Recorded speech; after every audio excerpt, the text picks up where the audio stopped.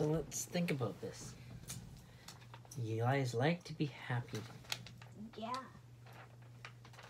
Is it easy to be happy? Sometimes. Sometimes.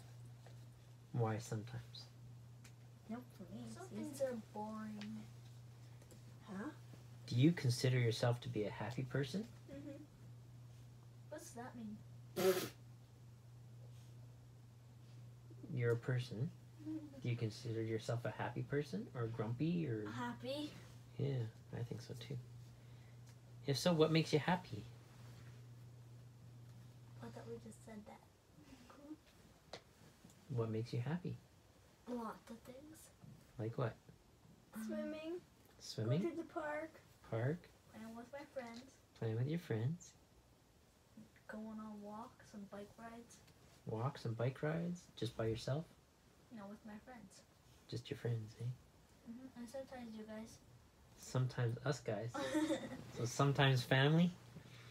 Yeah. Mostly the family. That's what I'm reading this article I want to share with you guys. It says, and it asks that, do you consider yourself a happy person? If so, what makes you happy? Your family? Your work? Your religious faith? Perhaps you are looking forward to something that may make you happy, such as finishing your schooling, getting a good job, or buying a new car. Some people buy new toys, it makes them happy. School's almost finished, you're getting happy. Holiday time, right? Lots of things, eh? Summer break. Yeah, ready for summer break, right? 11 days. Many people experience a measure of happiness when they reach certain goals or obtain certain items. Some people it's money, other people's gold, some people's cars, some people's... I like gold. I like diamonds. I like Some people gold. it's when they get married to somebody that's beautiful and makes them happy. Like music. But how long does that surge of happiness last? Not wrong. Why? Why is it only temporary? Some things get boring. But some things get rude. See, it points out here that happiness has been described as a state of well-being that is characterized by relative permanence. So as long as the new thing is new, or you're enjoying the holiday, you're having a happy, good time. But as soon as that moment is over, the emotions change, right? And then you might lose that happiness. The intense joy in living, and by a natural desire, we want the happiness to continue. It's natural to desire to stay happy. Happiness has been described not as a destination or goal, but a journey. To say, I'll be happy when... You ever hear someone say that? I'll be happy when school's finished. I'll be happy when I have $1 million. I'll be happy when I don't have to work at this job anymore. You ever hear people talk like that? No. Yeah. When they say stuff like that, they're actually stopping themselves from being happy. They're postponing the happiness. An illustration. Compare happiness with good health. How do we enjoy the state of physical well-being?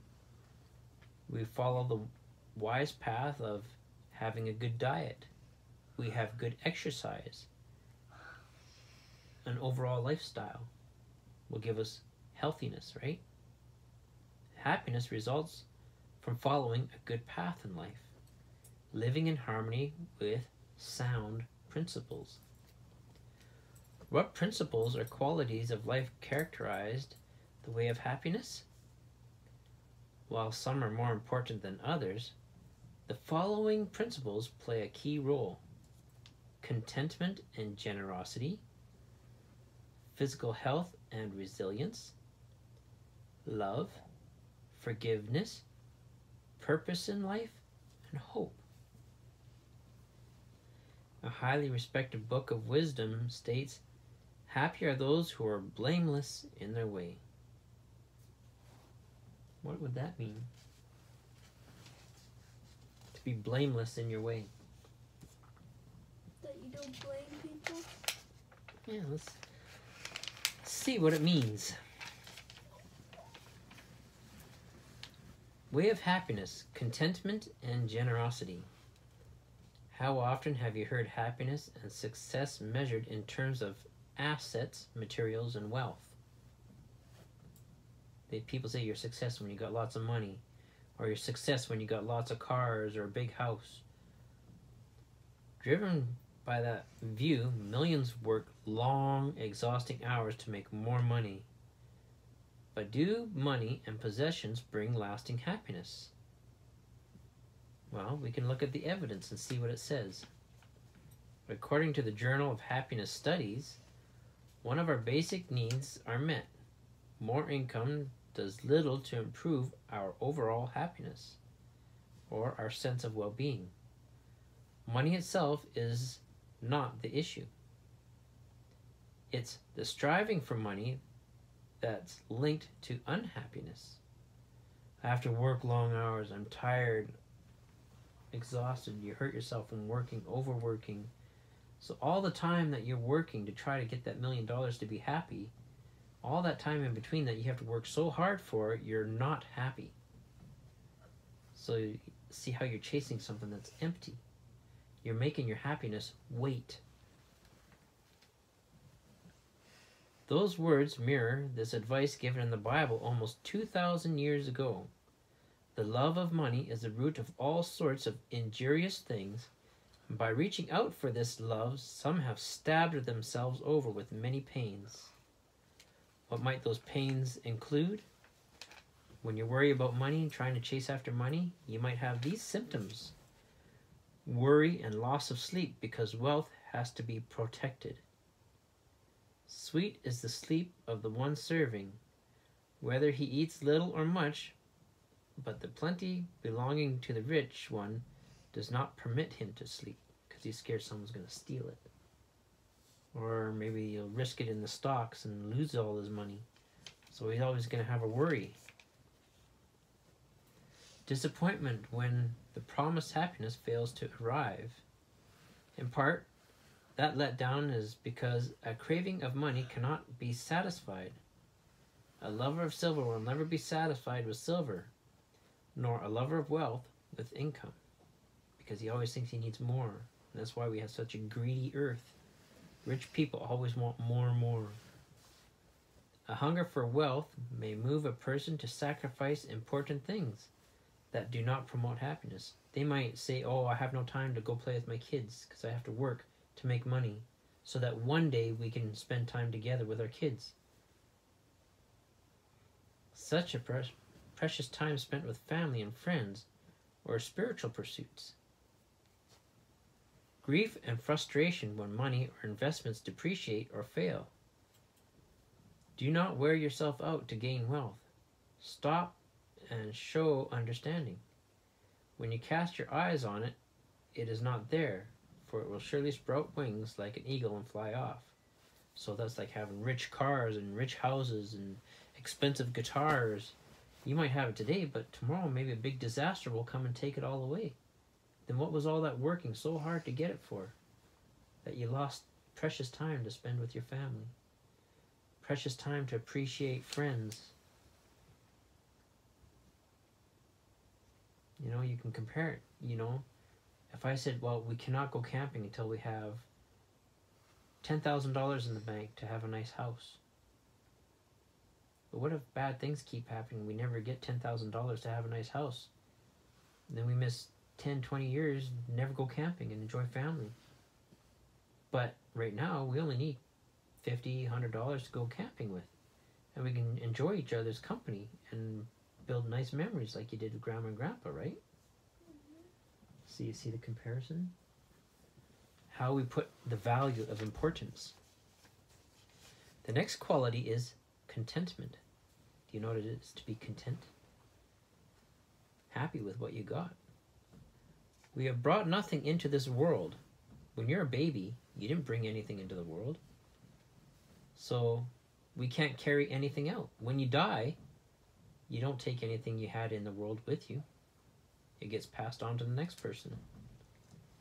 So, having food, clothing, we will be content with these things. We have clothes, so we're happy. We're not cold. We have food, so our tummies are full. So we're satisfied. It makes us happy. We're all happy when we're not hungry, right? People who are content are not disposed to complain or grumble, and their attitude protects them against envy. And because their desires do not exceed their means, they spare themselves needlessly with anxiety and stress. So when you're content, you're going to have less stress because you're not going to worry about what you don't have because you're satisfied. Another quality is generosity. There's more happiness in giving than there is in receiving. You know, when you get a gift from people, lots of times you guys forget to say thank you. You don't really appreciate. Someone's always having to say, what do you say? If someone has to say that to you, that means you do not appreciate the gift. You don't get that nice feeling. But when you give somebody something, when you give a flower or give a card, and it's like, oh wow, thank you so much. Or when you do a special chore for grandma and she's happy and smiles, you get a good feeling inside. Because they give you a genuine thank you. And later on she sends you a card with some money in it, appreciating your help. You get a natural good feeling, happiness, right? That's generosity. The next most important thing is putting people before things. What do you think that means? Like people first, then your toys Yeah. or stuff like that. Yeah. Better is a dish of vegetables where there is love than a fattened bull where there's hatred. The point? Loving relationships with others are more valuable than material riches. Let me ask you this. Would you like to be in this house with all your family and friends to play with and to share and be happy, or live all alone in a big rich house? Let's live here with all our friends and family. What about you, Nikki? Live here. What have you, Dominic? With all the friends and family? Well, is it? Yeah. So, love is vital to happiness. Sabina, a woman in South Africa, learned the value of Bible principles. Abandoned by her husband, Sabina struggled to obtain life's necessities for herself and 2 daughters. She had 2 jobs, woke up at 4 o'clock in the morning. Despite her grueling schedule, Sabina studied the Bible. The result? After time, her economic status remained the same, had to work. Her outlook in life improved dramatically. She gained happiness that comes from satisfying one's spiritual needs.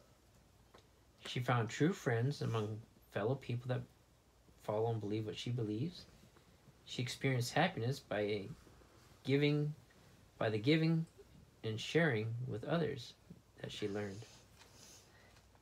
Wisdom is vindicated by its results. On that basis, contentment and generosity, as well as putting people before things, stand thoroughly vindicated. So I wanted to read that with you because, you know, maybe we've had a different past life, but we're together and we're happy. And now Shirley is going to be with us and we're going to be more happy. We have clothes, we have food, we have a car to get around. We do have money to go do things. We're not missing anything. So we're happy to enjoy our friends. We have time. Even though we have to go to work. You know, just because we're happy doesn't mean we don't go to work and do jobs or don't try to make money. We have to have money to live. But we need to keep that balance so we don't lose our happiness. That's the main point. Okay, so yeah, I'll let you guys say goodnight to Shirley.